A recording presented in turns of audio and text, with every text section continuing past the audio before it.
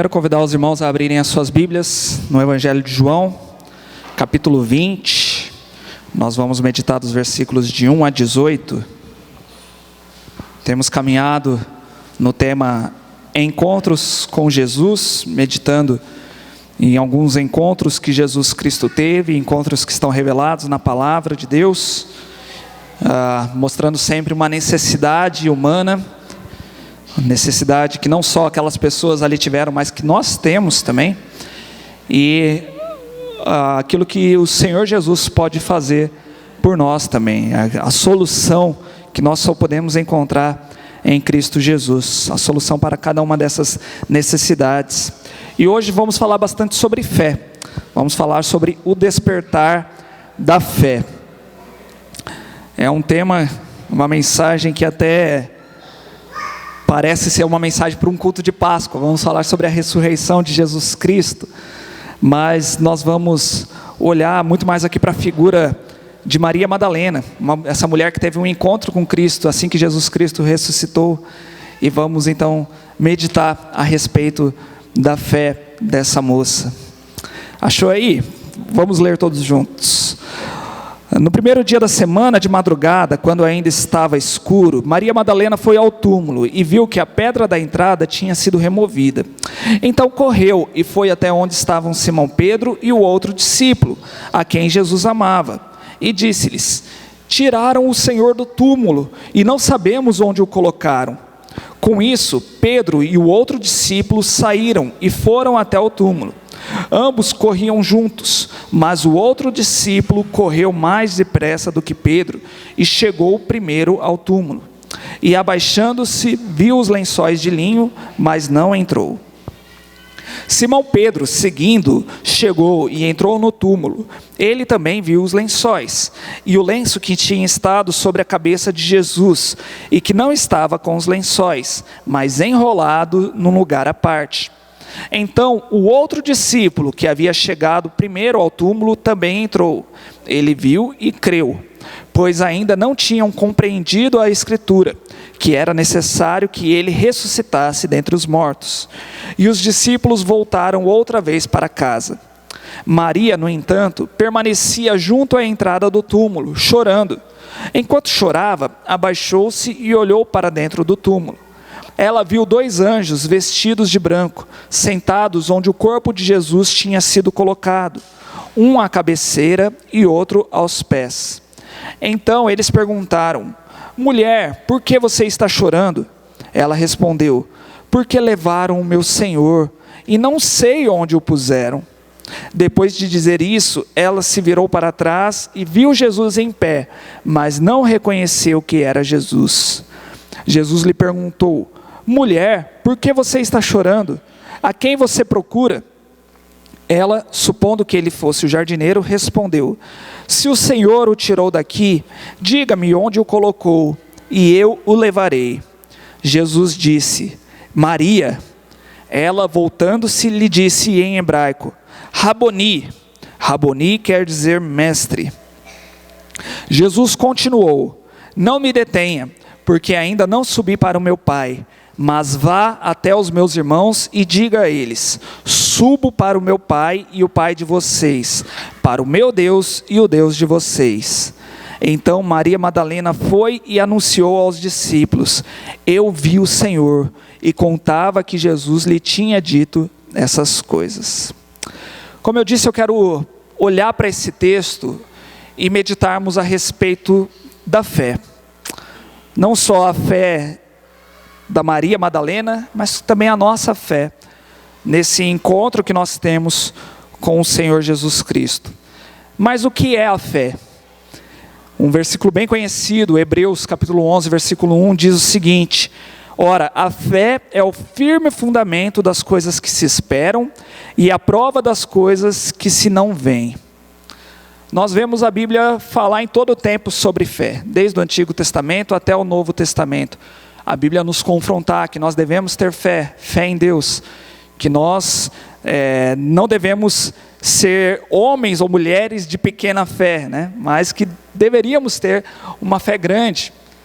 E a Bíblia nos ensina também que sem fé é impossível agradar a Deus. E acima de tudo, a Bíblia nos ensina lá em Efésios 2, versículos 8 e 9, de que nós somos salvos pela graça de Deus, ou seja, é um presente que nós recebemos de Deus, que não é por obras, não é por aquilo que nós podemos fazer ou não, mas é pela graça de Deus, e nós temos acesso a essa salvação mediante a fé. E a Bíblia nos ensina que tudo isso é dom de Deus. A salvação de Deus, a fé, tudo é um presente de Deus. Nós temos na teologia algumas linhas que divergem sobre como que funciona a salvação, né? Como que Deus age aí nessa salvação. Mas todas concordam de que a fé vem de Deus.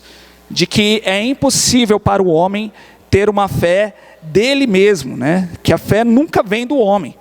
Então a fé, ela se torna impossível para o homem normal, para o homem natural, porque nós estamos mortos nas nossas transgressões, nós somos inimigos de Deus, nós somos incapazes de ter uma fé em Cristo, pelo nosso próprio esforço ou por qualquer tipo de obra que a gente venha a fazer. E mesmo que alguém que não tenha fé venha a conhecer tudo sobre o cristianismo, venha a enxergar, alguém vem e apresenta para essa pessoa todas as provas de que o cristianismo é verdadeiro, de que Cristo veio aqui, viveu, morreu, ressuscitou, e fica bem claro ali essa questão, né, de que o cristianismo é verdadeiro. Se a pessoa não tiver fé, não receber essa fé do Senhor para crer em Cristo, por mais que ela acredite, por mais que ela veja todas as provas, ela não vai se converter. Ela não vai crer em Cristo como seu Senhor e Salvador. Então todos nós dependemos exclusivamente de uma ajuda externa que vem de Cristo. E essa é a graça de Cristo que vem ao nosso encontro. É Cristo que se revela a nós. Não é ninguém que vai encontrar a Cristo. Ninguém que foi lá e descobriu. Deus estava escondido. Cristo estava escondido. Não, Cristo veio ao nosso encontro quando ainda éramos pecadores. E o Espírito Santo então abre o nosso coração e nos capacita então para crer e para depositar essa fé em Cristo. Agora, o que nós precisamos entender, que a Bíblia nos mostra, e esse texto aqui vai nos mostrar também, é que existem alguns graus da nossa fé. É que a nossa fé, ela vai ter diferentes níveis de maturidade. E que cada um de nós aqui vai percorrer a sua própria jornada, um diferente do outro. E cada um aqui vai estar em um nível de maturidade diferente. Então eu queria olhar aqui nessa noite para esse encontro que Jesus Cristo teve com Maria Madalena e ver nesse pequeno trecho aqui a Maria Madalena passando por alguns desses graus da fé. E nós vamos poder ver o desenvolvimento aqui da fé de Maria e poder relacionar também com a nossa própria fé. Em que grau nós estamos, né? E o primeiro grau aqui que nós podemos observar nesse texto é uma fé adormecida. O que é uma fé adormecida? É uma fé que ainda não é verdadeira. É uma fé que ainda não tem poder para nos fazer crer, para que tenhamos acesso a essa salvação. Essa fé adormecida está naquelas pessoas que muitas vezes se envolvem com religiosidades, se envolvem até mesmo com o cristianismo, com igrejas sérias, com igrejas que pregam sim a palavra de Deus, pessoas que gostam ali do ambiente, mas isso acaba não trazendo nenhum tipo de mudança para a vida dessas pessoas. Quando nós olhamos para Maria, nós vemos que ela até poderia ter uma fé, mas era uma fé adormecida, porque para Maria, Jesus Cristo era apenas um homem. Jesus Cristo era apenas aquele Jesus Cristo histórico, que a maioria da nossa população acredita. Não, Jesus Cristo viveu sim, Jesus Cristo foi um homem iluminado, foi um homem sábio. Que pena que morreu, né? Pena que mataram ele. Foi um homem. Para Maria, Jesus Cristo era esse também. Era um amigo querido, um amigo amado que ela conhecia, mas alguém que morreu e agora ela estava ali pranteando por ele, que havia morrido, estava ali querendo cuidar do corpo dele, né? Ela foi também com outras mulheres ali até o sepulcro para poder levar algumas especiarias, né? Para poder passar ali no corpo. Mas então Jesus era apenas aquele querido, um amigo, um mestre que se foi, que morreu. Uma fé adormecida também faz com que nós cumpramos as nossas obrigações, muitas vezes obrigações religiosas, né? E fez com que então Maria fosse lá a esse sepulcro. Não, vamos lá cuidar do corpo, né? Está morto, não vai mais viver, mas vamos lá cuidar do corpo, coitado, né? Vamos fazer bem, vamos deixar, né? Que pelo menos tenha uma morte honrosa, né?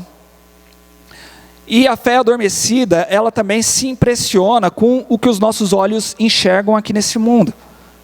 E não nos permite então ver aquilo que Deus está fazendo. Nós podemos ver isso na vida aqui de Maria, porque ela ficou impressionada com a pedra que foi removida, com o corpo de Jesus que sumiu. E ela ficou, o que ela pensou logo de cara, né? Ela falou assim, roubaram o corpo de Jesus, levaram ele embora. E agora, né? O que nós vamos fazer? Que tristeza, que descaso. Já não basta terem matado ele numa cruz, agora ainda roubam o corpo dele, levaram esse corpo embora. E uma fé adormecida também se esquece das palavras de Deus, porque Jesus havia falado várias e várias vezes que ele morreria, mas que ele ressuscitaria. E não só as palavras de Jesus, mas o Antigo Testamento também mostrava sobre isso, que Jesus Cristo haveria de ressuscitar, mas ela se esqueceu disso. O texto aqui também nos mostra sobre os apóstolos Pedro e João. O nosso foco não é neles, né? Mas que eles também se esqueceram das palavras de Jesus. E eles começaram ali a investigar o lugar, né? Para de repente ver se tinha alguma pista, descobrir para onde que foi esse corpo, o que aconteceu, né? E eles entram lá e eles começam a ver que os lençóis ainda estavam lá, que o lenço que cobria a cabeça de Jesus estava dobradinho num canto. E eu imagino que eles ficaram confusos, né? Pensando assim, mas o que aconteceu, né? Se alguém tivesse roubado o corpo, teria levado com os lenços e tudo, né? E alguém que entrou para roubar o corpo iria deixar o lenço dobradinho ali. Mas o versículo 9 nos mostra aí que eles também não entenderam, né? Porque diz assim, ó, pois ainda não tinham compreendido a Escritura, que era necessário que ele ressuscitasse dentre os mortos. Então está todo mundo assim, ó, se esquecendo das palavras de Deus, se esquecendo daquilo que Deus já havia falado que faria mesmo. Uma fé adormecida nos faz isso.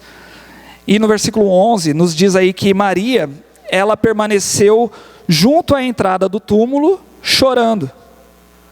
E o que acontece então na vida daquela pessoa que tem uma fé adormecida? Pode até querer estar próximo de Cristo, mas só vai olhar para as circunstâncias desse mundo. Só vai olhar, olha, a morte, olha a tristeza, olha o que aconteceu, poxa vida, estou triste. Muitos hoje em dia tentam viver a sua vida da sua própria maneira e tentam ter a sua própria fé. Muitos falam assim, eu sou uma pessoa de fé, mas eu não preciso de igreja, eu não preciso me envolver com outras coisas, eu vivo a minha fé, eu tenho o meu pensamento a respeito de Deus, né? E não busca ler a palavra de Deus, não busca conhecer quem é esse Deus, né, que é o objeto da fé dela, e cria então uma imagem de Deus na cabeça dela. E muitas vezes acaba se tornando uma idolatria dessa pessoa, né? Ela crê no Deus dela. Agora, esse tipo de fé é uma fé adormecida também, porque é uma fé que não transforma a vida de ninguém. É uma fé que acha que está ali envolvida com Cristo, mas na verdade não está. Não conhece a palavra de Deus, se abala com as coisas que acontecem aqui nesse mundo. E não é esse tipo de fé que o Senhor espera de nós. É apenas uma fé adormecida, uma fé obscurecida, que não nos faz agradar a Deus e nem nos possibilita experimentar tudo aquilo que Deus quer fazer em nós, principalmente a salvação que Ele tem para nós. Então nós precisamos olhar, né, como é a minha fé, como eu tenho me relacionado com o Senhor. Logicamente, o Senhor não olha para nós com um olhar de, não acredito que a sua fé é adormecida, eu não quero mais saber de você, né? O Senhor, Ele continua agindo nas nossas vidas e a desenvolver a nossa fé. E aí, o Senhor começa a fazer uma obra na vida de Maria. E ela vai para um segundo estágio, que vai para a fé despertada. A partir do versículo 12, nós vemos aí a graça de Deus se manifestando na vida de Maria, e Deus começa a dar conhecimento para ela. Porque nós precisamos entender que a fé que Deus espera de nós, essa fé que o Senhor nos dá, não é uma fé ignorante, não é uma fé sem inteligência, né?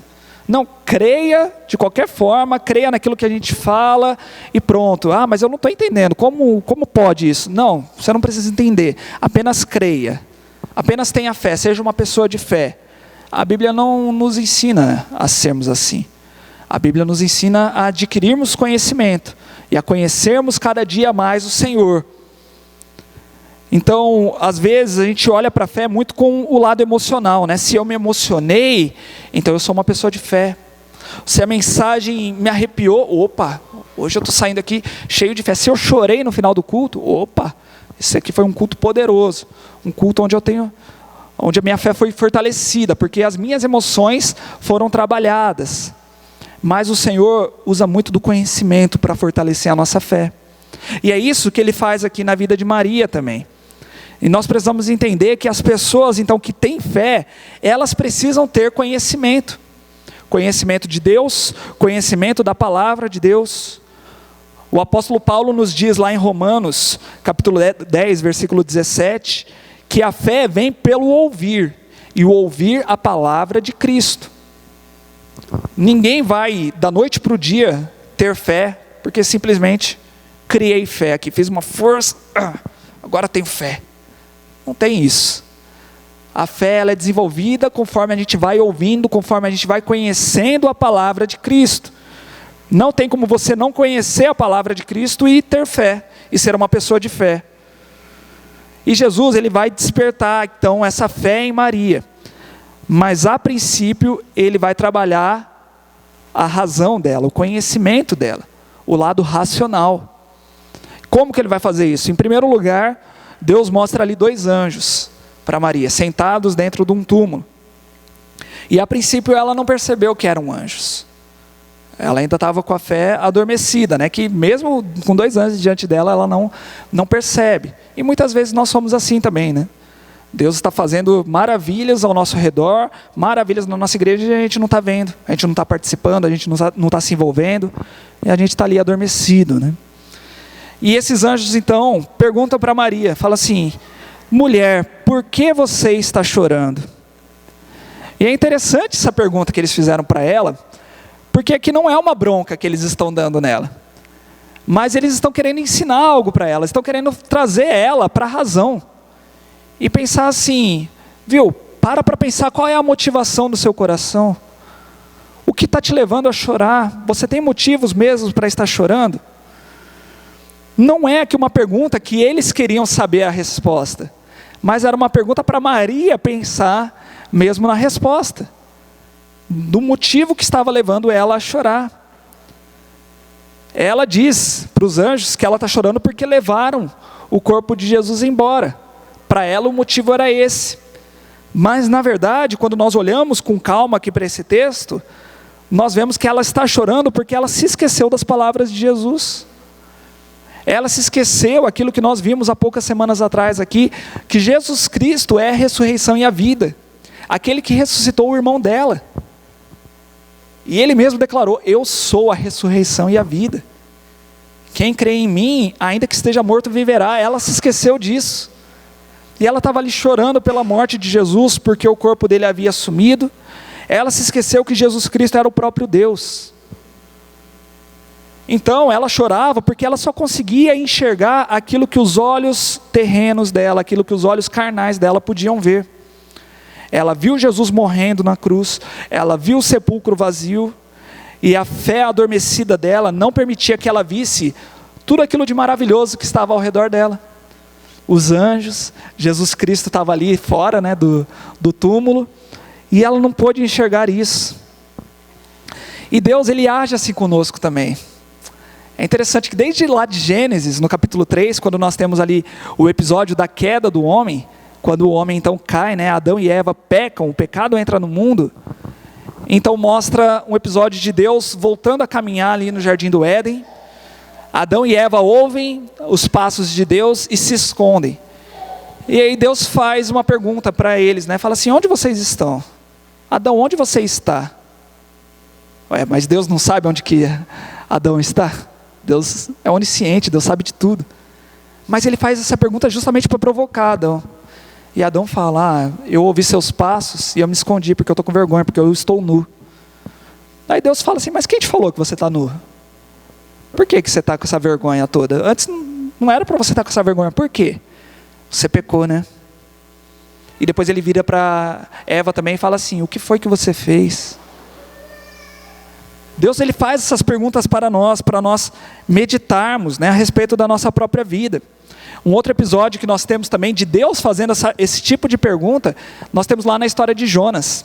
Jonas não queria pregar em Nínive, tentou fugir, e aquela história tão conhecida, né, que Deus manda uma tempestade, os marinheiros então descobrem que é por causa de Jonas, jogam ele no mar, vem ali um grande peixe, engole ele, leva ele para Nínive, e Jonas então resolve pregar, né? E prega, o povo se arrepende, mas Jonas fica bravo porque o povo se arrependeu. Ele queria que o povo fosse destruído. E aí Jonas, no último capítulo ali, capítulo 4 de Jonas está bravo, está irado. E Deus chega para Jonas e fala assim, você tem alguma razão para essa fúria que você está sentindo? Qual é o motivo de você estar bravo assim? E Jonas fala, porque isso, porque aquilo, né? Fica todo birrento ali, reclamando, né? É uma forma de Deus nos fazer olhar para dentro de nós mesmos, para vermos a nossa condição, para conhecermos mais sobre quem Deus é e conhecermos também qual é a nossa condição diante de Deus. Então a fé começa com esse conhecimento e com um arrependimento também das nossas más ações. E Deus, ele continua fazendo perguntas para nós, né? Por que nós andamos tão ansiosos? Porque muitas vezes nós andamos tão nervosos, tão estressados com as situações da vida, com tudo aquilo que acontece? Por que andamos ansiosos com relação ao dia de amanhã? Ou então, por que você está tão desanimado assim? Por que de repente você não quer ir à igreja? Por que você não quer congregar? Por que você não consegue se comprometer com o Senhor de uma vez por todas e abandonar os pecados que fazem parte da sua vida? Por quê? Por quê? Isso revela a maturidade da nossa fé, o grau da fé que nós temos. E aí na sequência, o próprio Jesus aparece para Maria, e mesmo assim ela não o reconhece. Ela pensa que ele é apenas um jardineiro, né? Mas em um certo momento, Jesus então decide despertar essa fé de Maria, e ele chama ela pelo nome. E no momento que Maria ouve o seu nome, reconhece a voz de Cristo, ela se vira rapidamente e chama ele de Rabone, né? Que é mestre, né? Nós temos uma diferença ali, né? Existem dois termos, tem o Rabi, que significa mestre, e tem Rabone, que seria um grau mais elevado ainda, com mais excelência, né? Com mais respeito ainda, né? Um grande mestre, digamos assim. E ela chama ele assim. O Evangelho de Mateus vai nos dizer que ela vai aos pés de Cristo, né? Para adorá-lo, gruda ali mesmo nos pés, né? Maria Madalena tinha muito isso, né? Na história lá, quando ela está na casa dela, Jesus vai visitá-la, ela está aos pés de Cristo ouvindo as mensagens, né? E a sua irmã Marta fica brava, porque ela está lá cozinhando, está cuidando da casa, dos afazeres, e Maria está ali aos pés dele. Depois, quando Jesus Cristo chega para ressuscitar Lázaro, a Bíblia nos diz também que Maria, quando encontra Jesus, ela lança-se aos pés de Jesus. E quando ela reconhece então que Jesus Cristo ressuscitou, ela mais uma vez se lança aos pés dele para adorar a ele. Mas é interessante isso, é quando Jesus chama, quando Jesus fala. E Jesus Cristo disse isso, né? As minhas ovelhas conhecem a minha voz, né? O pastor chama e a ovelha reconhece a voz do pastor. É interessante isso. Então, para muitos aqui, né, se olharem para esse momento que Maria viveu, de reconhecer, de ver Cristo, parece que foi o momento máximo, né? Olha, a fé dela agora despertou, né? Agora ela reconheceu mesmo que Jesus Cristo é o Senhor, é o Deus dela, é aquele digno de ser adorado. Agora sim, agora Maria chegou no auge, Maria não precisa de mais nada. Mas para Jesus, ainda não é o grau que ele quer que Maria esteja. Jesus olha para ela e fala assim, eu quero algo mais ainda. Para muitos, a vida cristã chega no ápice, quando nós entendemos a mensagem de salvação, entendemos que Jesus Cristo é o nosso Senhor e Salvador, e muitas vezes levantamos a mão no final de um culto, ou nos ajoelhamos, choramos, nos entregamos ao Senhor.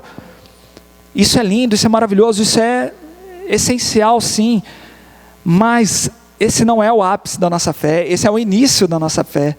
Nós precisamos entender isso. Então Jesus ele vem para trazer Maria para um novo estágio, né? Que nós podemos chamar aqui de uma fé sublime, uma fé no auge. E eu quero ler novamente os versículos 17 e 18, caminhando aqui para o final da nossa mensagem, que diz assim: Jesus continuou: não me detenha agora, porque ainda não subi para o meu Pai, mas vá até os meus irmãos e diga a eles: subo para o meu Pai e o Pai de vocês, para o meu Deus e o Deus de vocês. Então Maria Madalena foi e anunciou aos discípulos: eu vi o Senhor, e contava que Jesus lhe tinha dito essas coisas. Isso aqui que eu estou chamando de uma fé sublime, nós podemos entender que é o máximo potencial da nossa fé. É conhecimento, é emoção, é o nosso espírito, é tudo aquilo que nós temos completamente rendidos ao Senhor. E como nós falamos no começo, lembrando daquele texto lá de Hebreus, a fé, ela é a certeza daquilo que nós não podemos ver, mas nós temos certeza. E a fé, ela é o firme fundamento daquilo que nós esperamos. Nós estamos esperando por algo que nós não vemos ainda, nós não podemos tocar, mas nós temos certeza disso. Então hoje nós não temos aqui a presença física de Jesus, como nós gostaríamos, né, de que Jesus estivesse aqui visivelmente, como nós gostaríamos de poder dar um abraço nele, né, de poder ouvir mesmo a voz dele, bem audível. Mas olha o que Jesus fala para Maria, né? Maria também tentou segurar ele dessa forma, né? Foi ali para os pés dele. Aí Jesus fala assim: ó, não me detenha agora, eu preciso ir. Eu preciso subir para o meu Pai, mas eu tenho um trabalho para você. Vai, não precisa ficar grudado aqui em mim. Vai e fala para os meus irmãos que eu estou vivo, que eu ressuscitei. Vai pregar. Então, olha que interessante, né? Aqui nós podemos ver que a fé sublime, ela é mais do que contemplativa, do que essa emoção. Ela também é uma fé obediente, que ouve a voz do Senhor e cumpre essa vontade do Senhor. Muitos às vezes querem só ficar nisso: ah, eu entrei numa igreja, Jesus me salvou, Jesus perdoou os meus pecados, amém. Amém, lindo isso, maravilhoso. Mas Jesus também tem obrigações para nós. Jesus também tem dons e talentos que Ele coloca nas nossas vidas. Ele tem trabalhos que Ele coloca nas mãos de cada um de nós. E nós devemos ser fiéis. E nós devemos obedecer. A fé obediente é aquela fé que está vendo tudo aquilo que Jesus está fazendo no mundo. Que não está preocupado só num relacionamento egoísta, né? Ah, é só meu relacionamento com Jesus e pronto, acabou. Não, existem outras pessoas envolvidas também, que Jesus quer alcançar. E eu tenho que ser uma ferramenta nas mãos de Jesus Cristo. E aí nós vemos uma outra característica dessa fé sublime, que é o testemunho. Jesus incumbiu Maria de ser a primeira testemunha da ressurreição.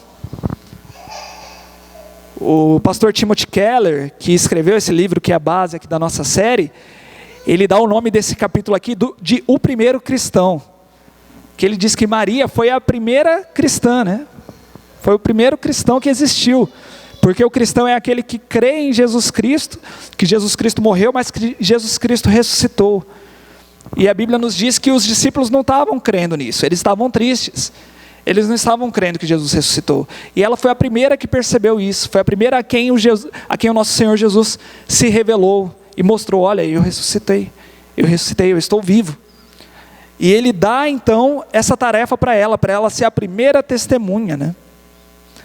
E também a nossa fé sublime, ela nos leva a agir, a não ficar parado, a não ficar só contemplando, fechando os olhos.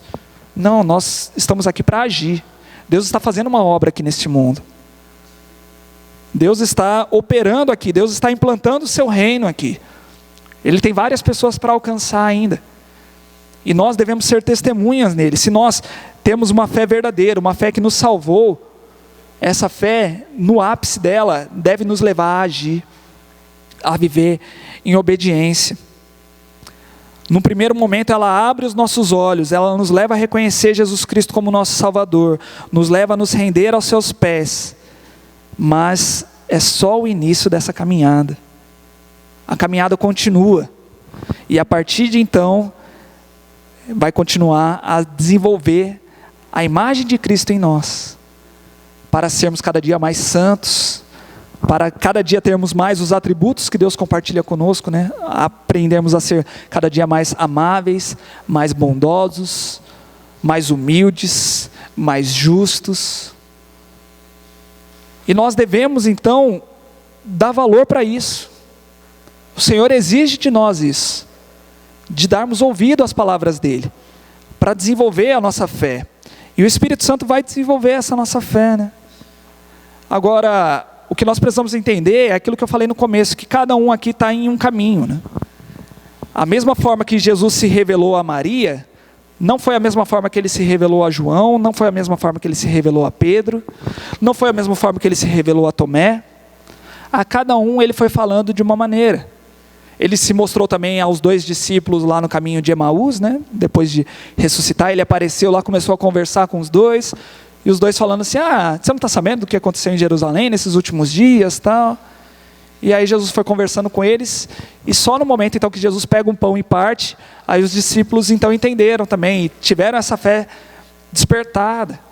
Jesus ele vai trabalhando com cada um de uma forma diferente. Eu não posso falar que a mesma forma que Deus trabalhou na minha vida, Ele tem que trabalhar na vida do Marcos, e depois na vida da Su, tem que ser da mesma receitinha, não. Cada um está em um grau diferente, mas todos nós devemos lutar para avançar, para ajudar os nossos irmãos também a crescer na fé, a se desenvolver na fé. Então, concluindo aqui essa nossa meditação dessa noite, eu gostaria de lembrar que nós precisamos aprender a viver pela fé, e lembrar disso, que a nossa vida aqui deve ser marcada por essa fé em Cristo.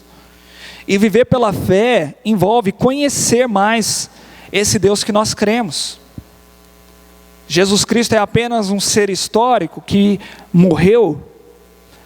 Às vezes eu tenho a sensação de que muitas pessoas estão frequentando igrejas, mas servindo a um Jesus que está morto, que mal conversam com esse Jesus, mal oram para Ele, mal acreditam que Ele pode realmente fazer milagres nos dias de hoje, transformar vidas, transformar situações, mal acreditam nas promessas dEle, que Ele prometeu estar conosco por todos os dias, e estão servindo a um Jesus que está morto. Mas vamos cumprir as obrigações religiosas, né? Vamos lá levar especiarias para passar no corpo, e só fica na religiosidade. Viver pela fé envolve crer e confiar no Cristo que foi crucificado, mas também no Cristo que ressuscitou e que hoje está vivo. Nós não servimos a um Deus morto, nós servimos um Deus que está vivo e vive para sempre. E viver pela fé envolve também obediência à palavra de Deus. Não viver com os olhos aqui nessas circunstâncias, nas circunstâncias desse mundo, porque se nós dependermos das circunstâncias desse mundo, parece que a cada dia as coisas só pioram, né? Se nós olharmos aí num prazo de 2 anos, né? Pandemia, aí agora já guerra que não acaba mais, vai saber o que vem mais para frente, né?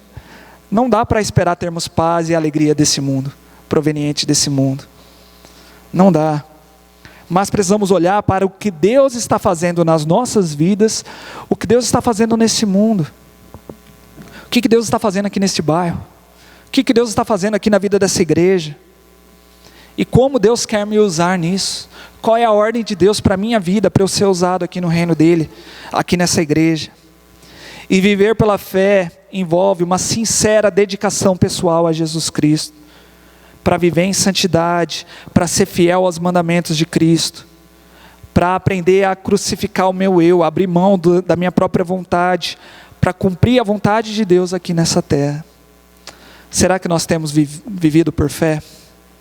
Você vive pela fé de verdade? Em que grau está a sua fé? Você pode dizer que a sua fé ela é sublime?